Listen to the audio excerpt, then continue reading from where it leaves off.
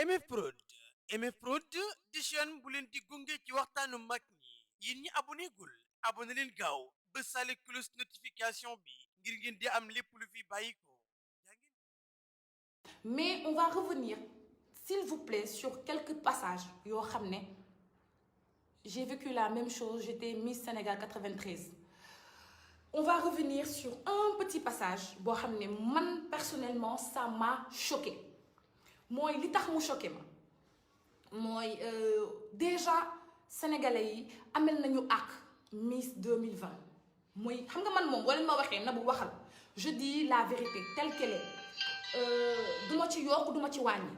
parce que je suis une femme te li muy dund nii ça fait mal ça maanaam foo ko natu weesu na ko parce que non seulement dafa am ay dëkkandoo am ay mbokk yaayam c'est-à-dire que foo ko nattu weesu na ko mais nag on va commencer dès le début ñi doon xas Miss Fatima parce que elle est moche dafa dégg man c'est-à-dire que on a tous été là les Sénégalais eux-mêmes se sont acharnés sur l'image de la Miss taxaw di naan dafa ñaaw elle est moche elle ressemble à truc moquerie c'est-à-dire que dem ba caricaturer ko jël image am takkale ko ak ay image yoo xam ne ay image mala la pour rien que naqaral ko koo non mais c'est-à-dire que foo leen nattu mauvaise foi au Sénégalais weesu na ko elle a pleuré elle-même elle a pleuré en se disant que man j'ai été Miss. Donc lan mooy nekk na Miss maintenant si tu penses qu'elle est très moche pour ne pas être Miss mais ça c'est ton avis, garde-le, mais de là à l'exposer à apporter une méchanceté gratuite sur son image, ça c'est une erreur de tous les Sénégalais. Donc déjà nañ excuser aussi Miss bi parce que tooñ nañ ko loolu mooy benn li ñu war ñun loolu mooy suñu défaut ñun ñii dañuy critiquer topp nit ki ba mu sës après taxaw bëgg ko jàppale, ça sert à rien du tout, ça sert absolument à rien. Donc, les choses, on les prend pièce par pièce. Ça, c'est d'un côté. L'autre côté, la soi-disant Badiane, là, Amina Badiane, elle a dit sur un de ses interviews que Nena, ku ñu violé, yow la neex. Elle est majeure et vaccinée. Ku ñu violé, yow la neex. D'accord. Donc, c'est parce que tu es majeure et vaccinée que quand on te viole ou quand tu subis un viol, yow la neex.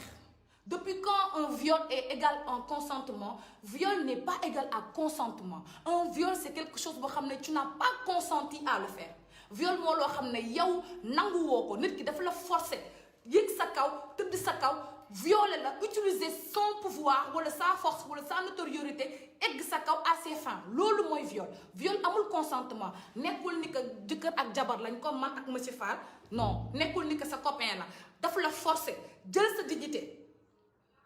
C'est ça. Donc moi quand je vois une femme de son âge ku ko xool xam ni 40 ans jëm kaw am na ko màgget la taxaw xale bu ndaw même pas 22 ans nga taxaw ne ko tu es majeur et vacciné kon ku ñu violé yow la neex. Moi cette femme là j'ai envie que la loi sénégalaise, si notre pays a une loi, si on a des gens sensés, si politiciens yi taluñu campagne fu ne ñu dugg fa du yuuxu ngir yàlla mën ngeen stand by seen campagne yi tuuti ngeen jël na madame Aminata Badiane ñu yóbbul ma ko 100 mètres camp pénal prison de la femme benn 6 mois balaa sax ñu koy juger parce que ce qu'elle a fait non seulement mën nañ ko topp si yii prostitution def na ko placement de mineur def na ko c'est-à-dire que loo xalaat macro placement de mineur prostitution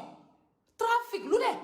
ndax c'est grave parce que quand on entend l'interview de Aminata Badiane de Fatima de la Miss nee na organisatrice bi da leen a yóbboon hôtel pour ñu dem rencontrer ay naar ana organisation Miss Sénégal ak hôtel lu mu jotee hôtel d'accord naa tu les loges à l'hôtel parce qu'elle doit faire une présentation quelque part mais qu'est-ce qu'une Miss va faire à l'hôtel accompagnée de 3 Libanais xawma de 3 naar? Qu'est-ce qu'une Miss fait à l'hôtel au-delà de 1 heure du matin en compagnie des soi-disant millionnaires libanais ou je sais pas marocains? Qu'est-ce qu'une Miss fait au-delà de 1 heure dans un hôtel avec des inconnus? Ma question. Il y avait apparemment la Miss 2019 mooy Diatta et il y avait la Miss 2020 ñetti miss la ñoon ak ñetti xale yu góor ci biir néeg lu ñu fay def am na miss ak hôtel am na miss ak tëddante c'est-à-dire que macro bi nekk ci dëkk bi promotion canapé bi ngeen def loo xale yi on est au courant de tout. C'est pour ça que je vous dis que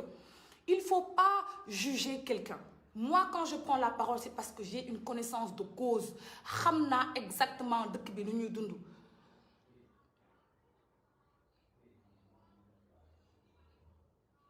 Voilà, merci ma chérie, je vais revenir sur ce point. Xam naa exactement qu'est-ce que les jeunes filles vivent dans ce pays-là. C'est extraordinaire.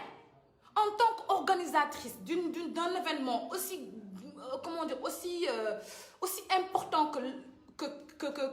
les Miss, parce que quand même c'est la Miss du Sénégal, donc c'est la Miss de notre pays, mais quand même ça reflète l'incapacité et l'inhumanité des femmes sénégalaises. Mais comment tu vas prendre une jeune fille qui vient de Fatick nga xam ne leer na nga xamul temps nu muy demee nga ne ko kaay ñu dem hôtel ak ñetti naar léegi il faut discuter avec eux il faut nga accompagner leen danañuy accompagner léegi milliardaires yi dañ ko nax Fatima dañ ko nax. Et quand je vous ai dit, quand j'ai fait en parenthèse mon interview avec Leral, quand j'ai fait l'interview avec Leral et j'ai dit que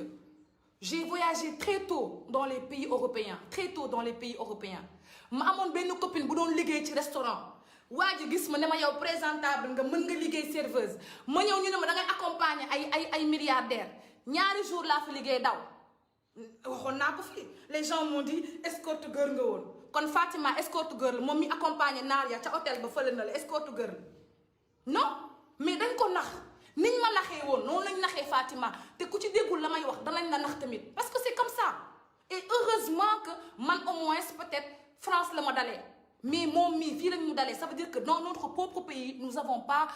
la sécurité nous sommes pas en sécurité ici man dañ ma nax ni ma kaay liggéey milliardaire accompagner ba ma ñëwee accompagner waxtaan ba 1h du matin ñuy bëgg a dawal loxo ma ne leen déet accompagner waxtaan échanger d'esprit d'accord mais ça non. Et quand j'ai fait l'interview tout le monde a repris ça Nabou Dash était escort girl elle accompagnait les milliardaires kon Fatima elle est quoi. Vous allez me dire qu'elle est escort girl non elle ne l'est pas mais dañ ko nax te ki ka nax Aminata Badiane la tudd te su si état deful dara ñun ñii daañu la jënt Aminata Badiane danañ ko fekk fu mu ne ñoo ko gën a capable fekk ko fa mu ne jëlee ko si këram par force yóbbu ko si gendarmerie bi ko gën a jege ñu defeere ko 100 mètres parce que ce qu'elle a fait c'est vraiment anormal et c'est inhumain di macro ay xale yu ndaw pour lan pour tes propres fins am leen kersa am leen fulla am leen fayda ñàkk ngeen jom Aminata Badiane soo bëggee macro mais jëlal sa yaram xoolal ni nga rasé regardez là Aminata Badiane là mais vends-toi quand même pourquoi tu fais vendre tu veux prostituer les filles on sait tout quand je vous dis que on sait tout mais on ne parle pas et c'est fâcheux j'en ai vraiment marre des jeunes filles yoo xam ne dañoo am seeni rêve am seeni ambition Fatima je la connais pas mais tout ce qu'elle voulait c'est continuer ses études c'est avoir une bourse c'est pouvoir aller à l'étranger jàng la bëggoon elle n'a pas demandé ça elle a participé à Miss Sénégal 2020 juste parce que c'était sa passion elle aimait la mode et elle aimait ça c'est tout yàlla def peut-être mu gagné mais li si am jaru ko te boo leen di nekkati ay Miss da ngeen di sóor ni que des fois di nga bëgg dara mais ni nga koy amee du la ko jaral te je vous l'ai dit et je vous le redis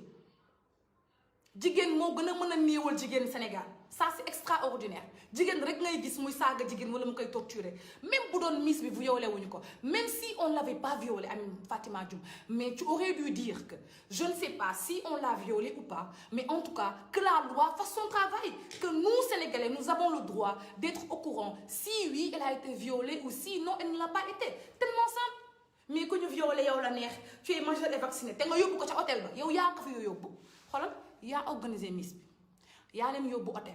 yaa leen présenté naar yi yaa leen forcé ñu tëddante ndax man am naa ay information yu kenn amul yow yaa leen forcé ñu tëddante ak ñoom Aminata Badiane donc man ce que je demande c'est que la loi fasse son travail que ñu apporter des éclaircissements aux Sénégalais que li si xew exactement que yoon topp ko ba ñu xam exactement lan moo xew